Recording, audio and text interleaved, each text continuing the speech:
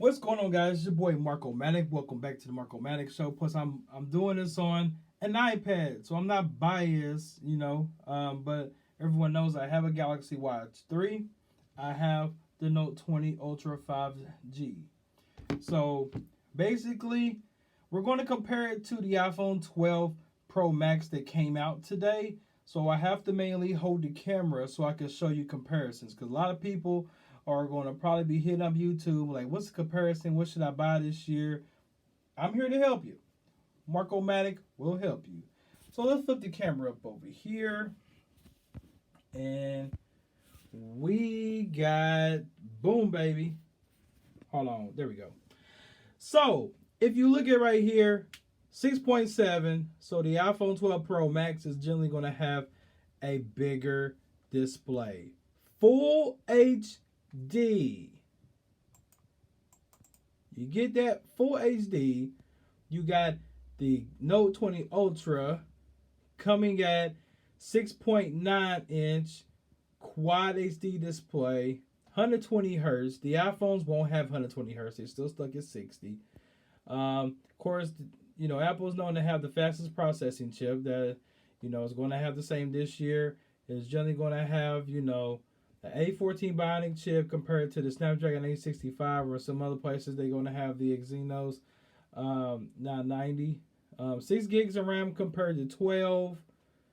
And then, of course, Samsung will always give you expandable memory. And then you have the cameras, which is going to have 12 megapixel main camera, then the 12 megapixel ultra wide and 12 megapixel telephoto lens, with the milliamp battery of 3687. Of course, the Galaxy has a 4500 milliamp battery, 108 megapixel main camera, 12 megapixel ultra wide, 12 megapixel telephoto. Wonder. And of course, they have the autofocus sensor, which is right there. And then, of course, iPhone 12 Pro Max is going to have a LiDAR sensor.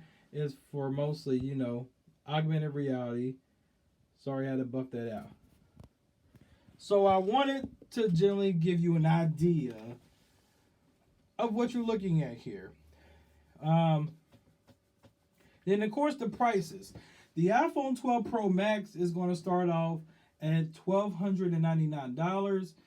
And, of course, the Samsung Galaxy Note 20 Ultra is going to start off at $1,200. No, I'll take that back. Sorry.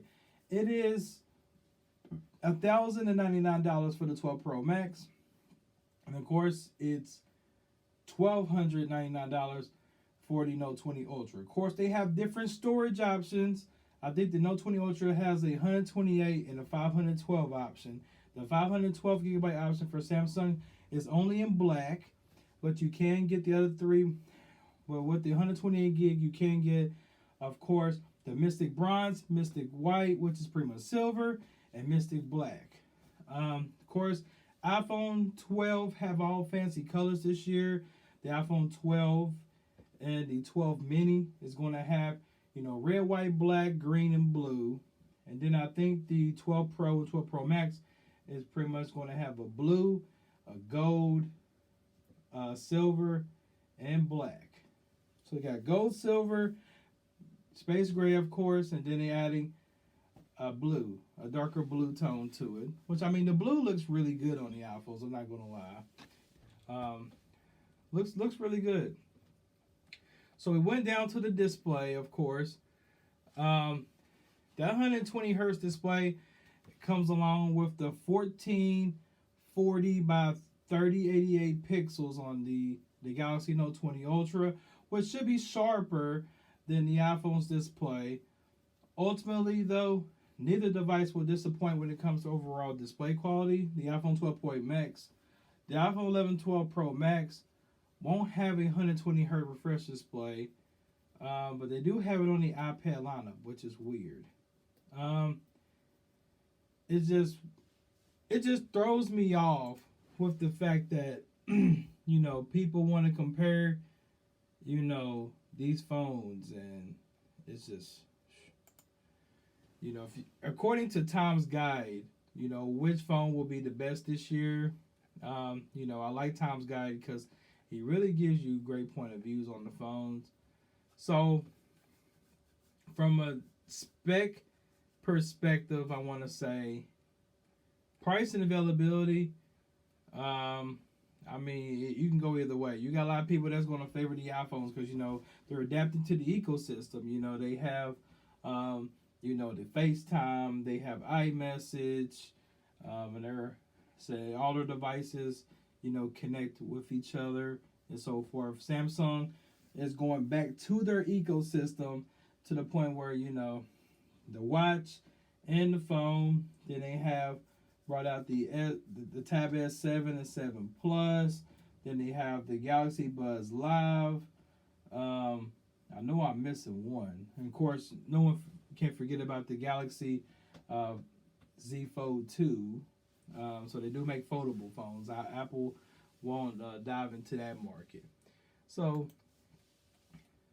yeah, I mean, they have a lot, to go around. One thing I do like about the Note 20 Ultra is that I feel like I do get the full 6.9 inch OLED display, and the iPhones it just tends that notch. It's just like some people it bugs them that they have the notch. It don't bug me as bad, but it's there, it's visible. After a few years, it's like I feel like the design for the iPhones haven't changed since 2017. 3 years later, we're still getting the same screen on the front, and I feel like compared from I feel like every 2 years the iPhone doesn't really change. They just tweak out. They pretty much, I think the iPhone 12s are pretty much a tweak fix of what the iPhone 11s were last year. They made a smaller version. Then they all have OLED displays, and then they increased the camera quality, and possibly did stuff to the battery life that they never really mentioned in on the conference this year for the iPhones. They didn't mention anything today about the battery life. They talked he talked heavily on the screen, which most of the screen I think it has a new ceramic display, which they really said wasn't glass, but they did say it was very durable. So some people are just going to have to see. I don't know if I'll be able to get a hold of that because it's COVID and I'm on a budget. I can't be pulling phones like I used to. So I was like, if I was going to get a phone in 2020, this is Marco Maddox's selection. Go with the Note 20 Ultra 5G. But if you're an iPhone user, I would say the 11 Pro Max seems to be a better buy. Unless you can get your hands on, the iPhone 10s Max, which I still have. I still have the iPhone 10s Max. Still a good phone. It don't have the extra camera, but it's still fast. It still does everything that that you want it to do. And it's got a 6.5-inch display, same as the 11 Pro Max. But if you want a better camera, of course, go with the 11 Pro Max, or you can fork out more money into the iPhone 12 Pro Max to get an even bigger display. So you got you go from a 6.5 to 6.7, which I don't think is significant. I think they would have gone with a 6.9 to match Samsung. That would have been great. But I guess Apple likes to do stuff a little different. Another thing that probably ticked me off was the fact that they don't include the chargers and earbuds in the box anymore and try to blame it on the environment. That's just a way of corporate trying to tell people, like, look, we're just trying to be safe, but we're not going to give you anything extra. Apple's particular about things, but,